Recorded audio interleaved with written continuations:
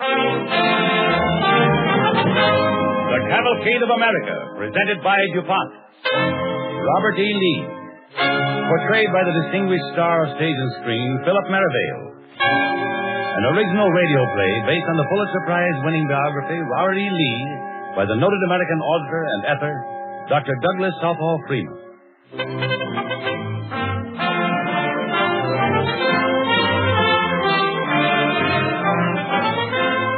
The DuPont Company, makers of better things for better living through chemistry, present the Cavalcade of America, dedicated to those men and women in every walk of life who have shaped the destiny of America in the past, and to the youth of today, who will shape the destiny of America in the future.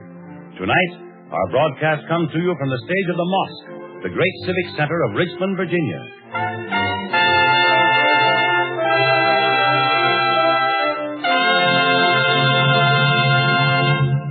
Tonight we look backward to a courageous, gentle, and lovable character.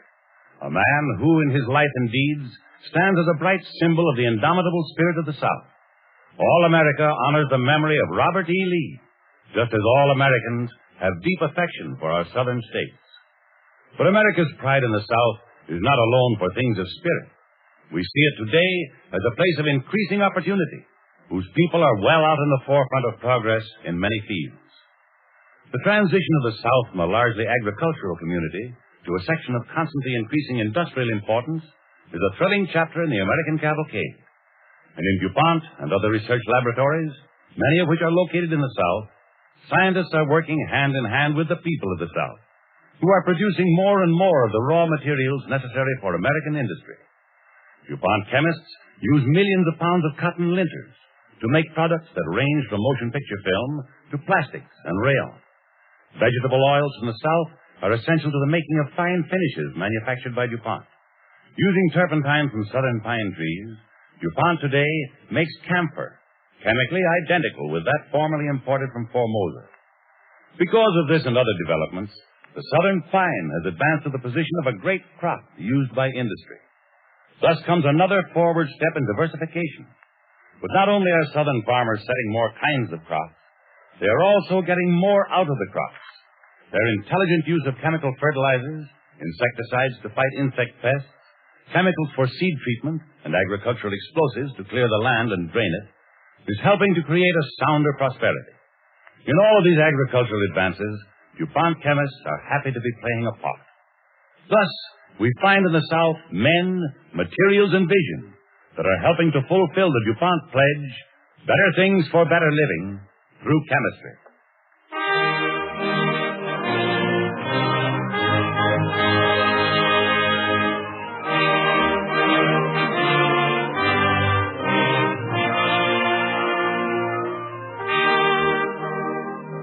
Robert E. Lee, a name that stirs the hearts of men, for it holds in it the pride the world takes in honor and virtue, and the indomitable spirit of human goodness and aspiration.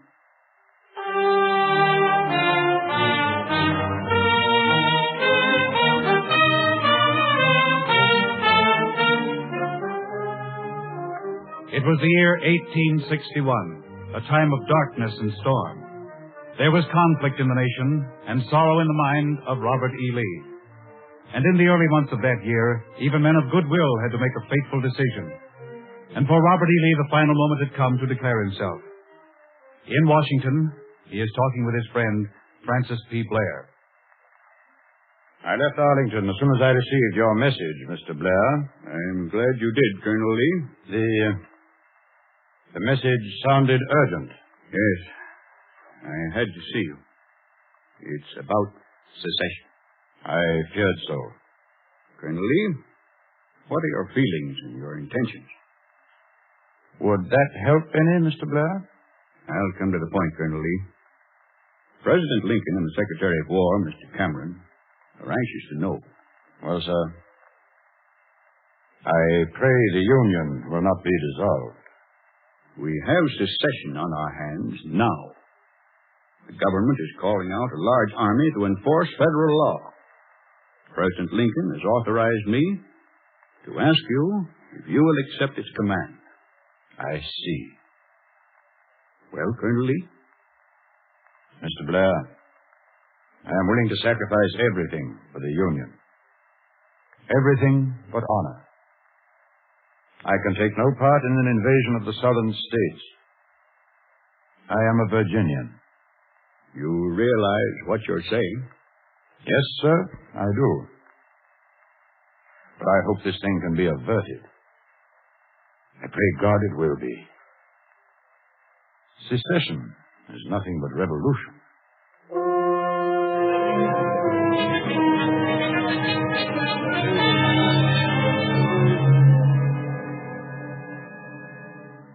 General Scott. Colonel Lee, come in, Colonel. Come in and sit down. Thank you, sir. How have you been? How are you? Tell me about yourself, Colonel Lee. General Scott, I've been asked to accept command of the Army. I knew that was coming, Colonel. Congratulations. I am an old man. The burdens of command are being too heavy for old shoulders to bear alone. Makes me happy to know that you're going to carry on, especially now. I was deeply honored. No more than you deserve. No more than you deserve, sir. I appreciate your confidence, General Scott. But I cannot accept such a commission. What? Have you gone completely out of your head? General Scott, I pray God Virginia will never leave the Union. But should she do so, I could not bring myself to bear arms against her. I must stand by my own people, my native state. I will follow her not only with my sword, but if need be, with my life. Lee, you've made the greatest mistake of your life.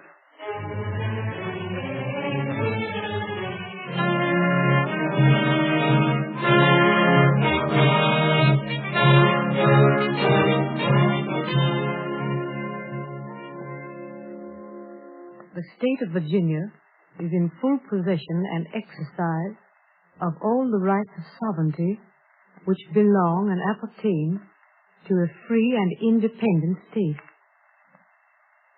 Well, Robert, secession has come at last. Robert, you're not even listening to me. I'm sorry, my dear. I was thinking. Here is a copy of the letter I wrote to the Secretary of War the day before yesterday. Honorable Simon Cameron, Secretary of War of the United States of America. Sir, I have the honor to tender the resignation of my commission as Colonel of the 1st Regiment of Cavalry. Very respectfully, your obedient servant, R.E. Lee. Oh, Robert, this means the end of everything you work for, doesn't it? I'm afraid it does. Well, what will you do now, Robert? I don't know, Mary. I hope I never have to fight again. But if Virginia needs me, with God's help, I shall not fail her. Beg your pardon, Miss Lee, but there's a gentleman, Mr. Robertson, to see the Colonel. Oh, have him come in, Caesar. Yes, sir. This way, if you please. Good evening, Mrs. Lee and Colonel Lee. Good evening, sir. Sit down, Mr. Robertson. I thank you, ma'am. I won't take up much of your time, Colonel Lee. And with your permission, Mrs. Lee, I'll be very brief. Please go right ahead, Mr. Robertson. Very well, ma'am. Colonel Lee, I have to give you this communication. It's from Governor Letcher. Thank you. Robert? They want me to command the military and naval forces of Virginia. Well, is there any message I should take back to Richmond, sir? No. No, it won't be necessary for you to do that. I have said I will stand by Virginia. May God help us.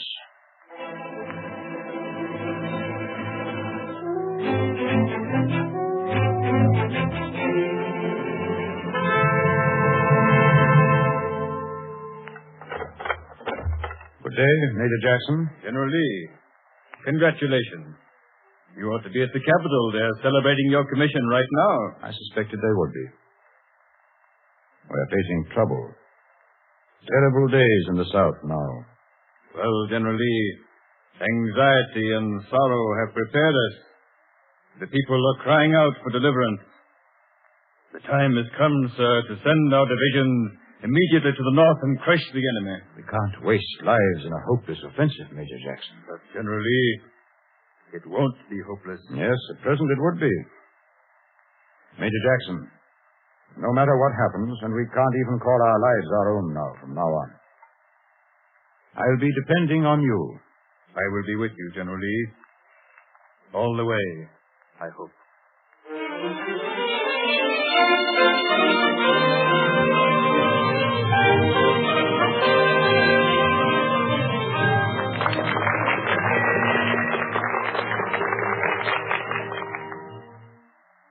Major General Lee, yesterday, your mother, Virginia, placed her sword in your hand.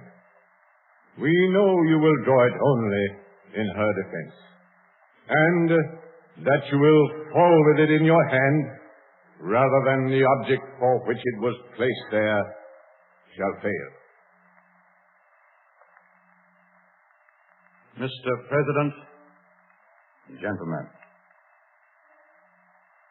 trusting in Almighty God and an approving conscience, and the aid of my fellow citizens, I devote myself to the service of my native state, in whose behalf alone will I ever again draw my sword.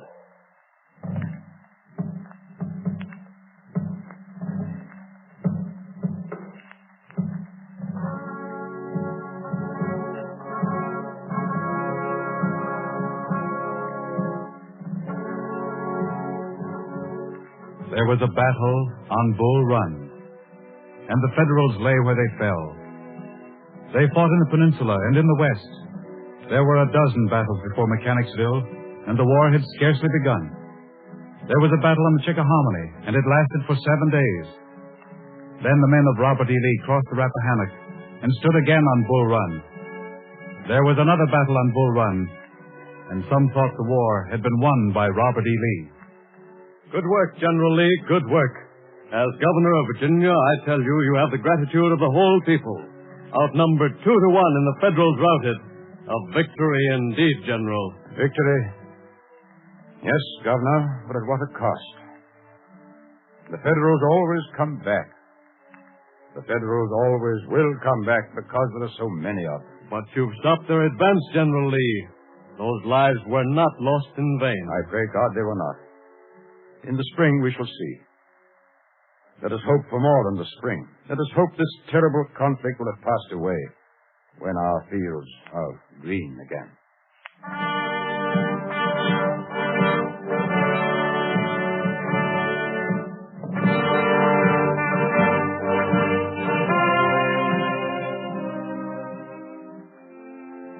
But they came back in the spring of 1863. Their numbers were greater than ever. They swarmed through the woods at Chancellorsville, 120,000 to Lee's 60,000. And Lee stayed with 14,000, sending the rest with Stonewall Jackson. And there was a twilight battle in the wilderness. Lee was waiting for news.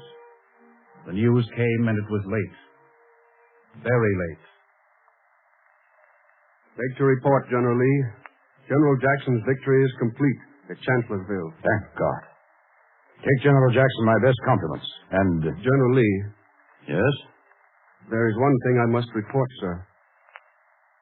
General Jackson was wounded. His left arm was badly shattered. They may have to amputate. Jackson. You will send him my orders to recover. Tell him, should he fail me, I will have lost my right arm.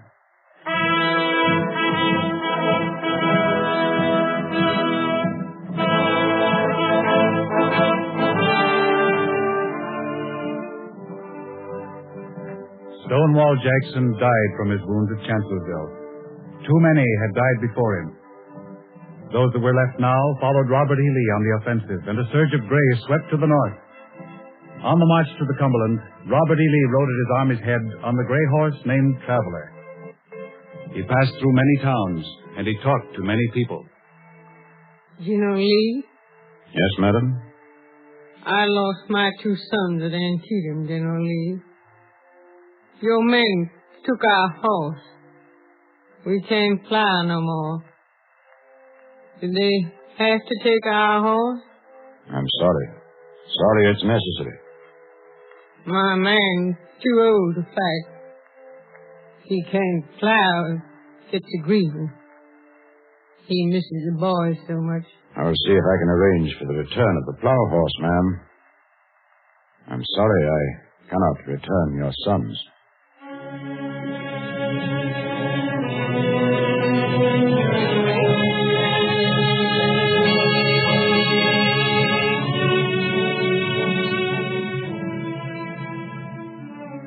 There were many towns, and the last was Gettysburg. The slopes of the Cumberland were yellow with the unharvested wheat, the orchards heavy with ripening fruit, and hope sprang like the smell of home to the nostrils of the lean, hungry men in the army of Robert E. Lee. But for every victory, there were fewer among them. There were many towns, and the last was Gettysburg. There was a battle. It was the night of the 2nd day of July in the year 1863. Gentlemen, we have had victory in the first day's fighting here. We gained ground from which we can sweep Cemetery Ridge, and we must do it in the morning. But they've got more men than we have. I know, General. Now, here's my plan. Yes, sir? Your position will be along the Emmitsburg Road. Have one corps block the road. As for General Ewell's design for an operation at Culp's Hill, I favor that. That leaves Seminary Ridge. General Lee. Yes? Tell me, sir, what will be the disposition of General Pickett's division? You will instruct General Pickett, sir, to place his men on the right of Hill's corps at Seminary Ridge. I hope nothing goes wrong. You're thinking of the number of federal troops, aren't you, General? Yes, precisely, General Lee. I will take all responsibility. That is all, gentlemen. We will attack tomorrow morning.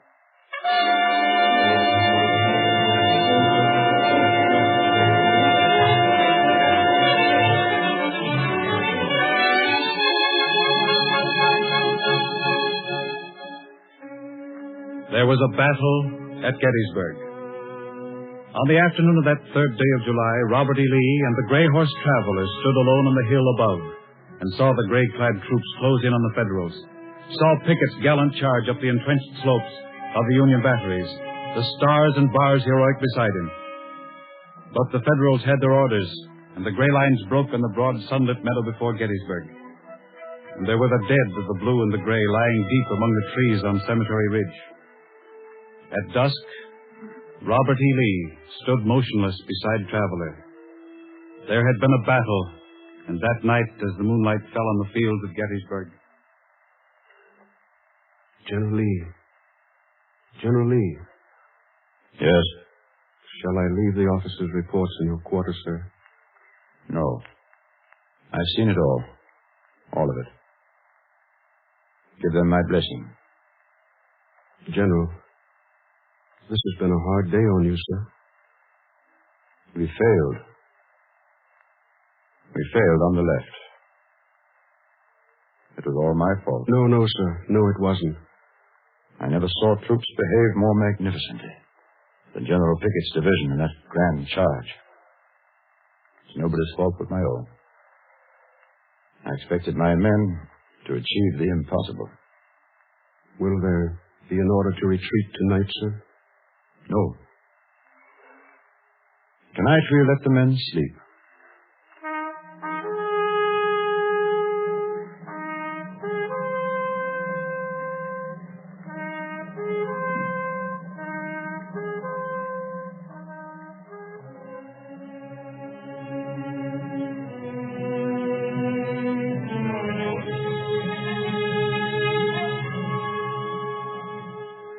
There would be 2 more years of it.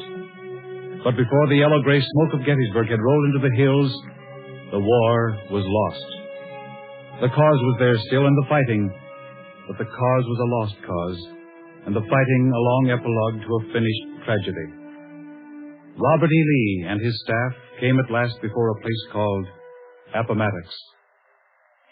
Gentlemen, I have called you together to explain that our last hope of obtaining supplies has gone. For some days, I have struggled with this problem. Now, there is clearly no alternative. We must surrender. General Lee, Yes, General Alexander. the men of the First Corps are still in condition to fight. We can still cut through General Grant and the Federals. Let's not deceive ourselves. We can't. Then disperse this army without formal surrender. The men will form guerrilla bands. That way we'll hold off an occupation indefinitely. Suppose I took your advice, General Alexander. How many men could get away for that? About 2/3. Guerrilla bands. General Alexander, I will not allow it. We would be turning men into marauders. It would take our country years to recover from the consequences. I know hard things will be said. Maybe it will be hard to understand that we were overwhelmed by superior numbers. But the question is it right to surrender this army? I believe it is. I'm going to see General Grant.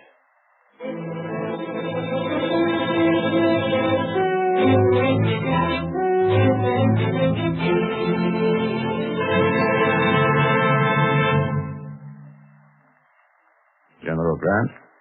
General Lee. Good day, sir. I met you once before, while we were serving in Mexico. Yes. Yes, I remember. General Grant, what are your terms for the surrender of my army? Well, General Lee, here they are. The men and officers who surrender will have to be disqualified for taking up arms against the United States. That is, until properly exchanged. I see. And, individual parole, officers to retain sidearms and horses, officers and men allowed to return to their homes. I hope you find the terms generous. They are more than generous. They are magnanimous, General Grant. Thank you, General. There's just one thing I'd like to ask, General Grant. What is it? In our army, sir, most of the cavalry, as well as the officers, own their own horses. I would like to understand whether these men will be permitted to retain their horses. Oh, I didn't know that. Why, certainly. Let all the men who claim to own a horse or a mule take them home to work their little farms. Thank you, sir. That will have a good effect on my army. I'm glad they'll feel that way, General Lee. Now that we have peace again. Yes, General Grant. Peace.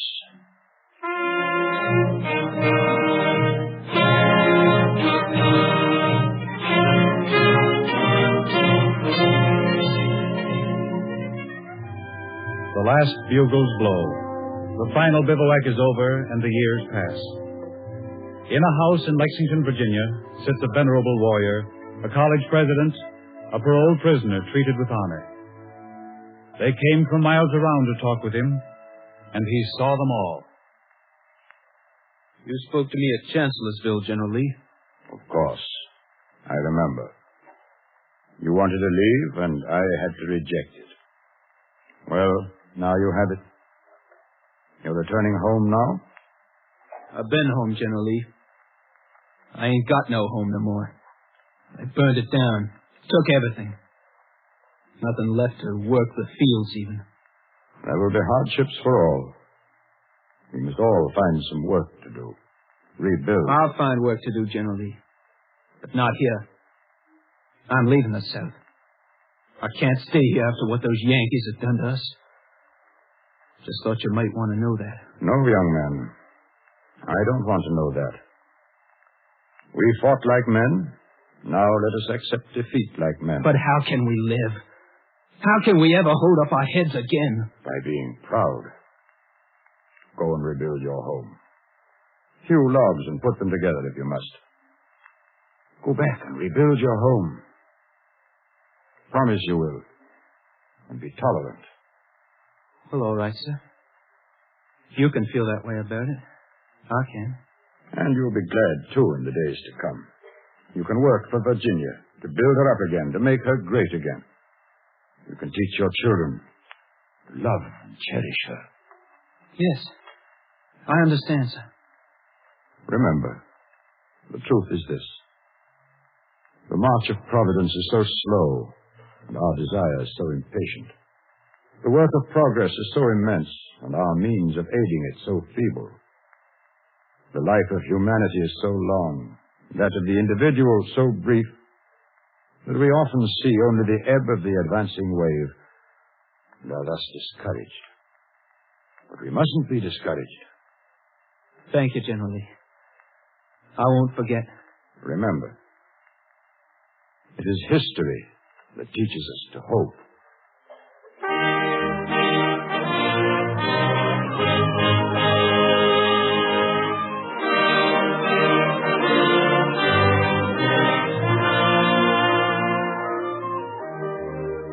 Time ebbs away. Shadows deepen upon the massive grandeur of a hero's face. The great mind sinks to its last repose. Outside the windows of his chamber, daylight breaks. Watchers keeping their vigil are stirring, and some straggle down to the little chapel to pray for him. It is another day.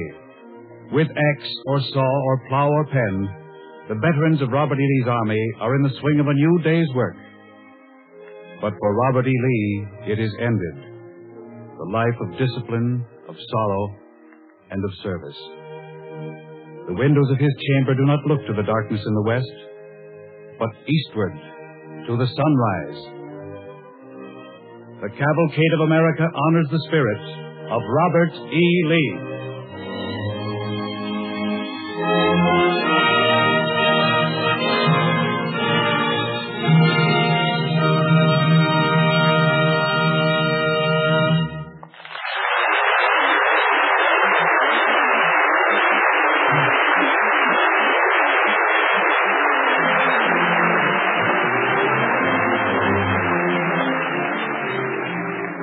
Now, the Cavalcade of America's historian, Dr. Frank Monahan of Yale University, with a word about next week's program.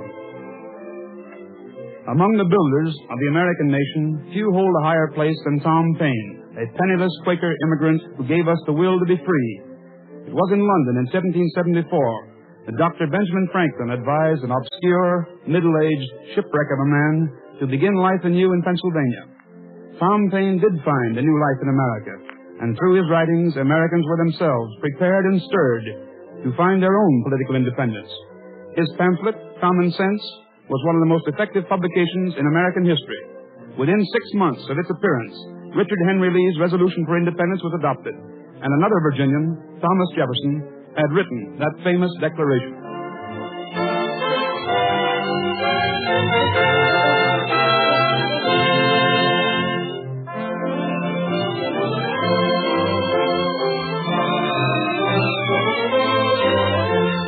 As tonight's broadcast comes to a close in Richmond, Virginia, the Cavalcade of America returns to New York, where next week, when we present the story of Tom Paine, featured in the title role will be the well-known radio player, Frank Reddick.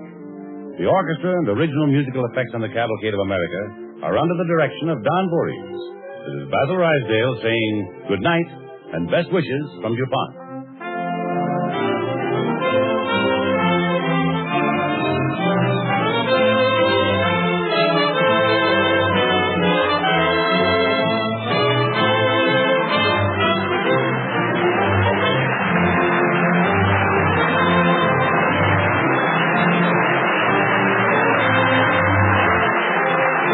This is the National Broadcasting Company.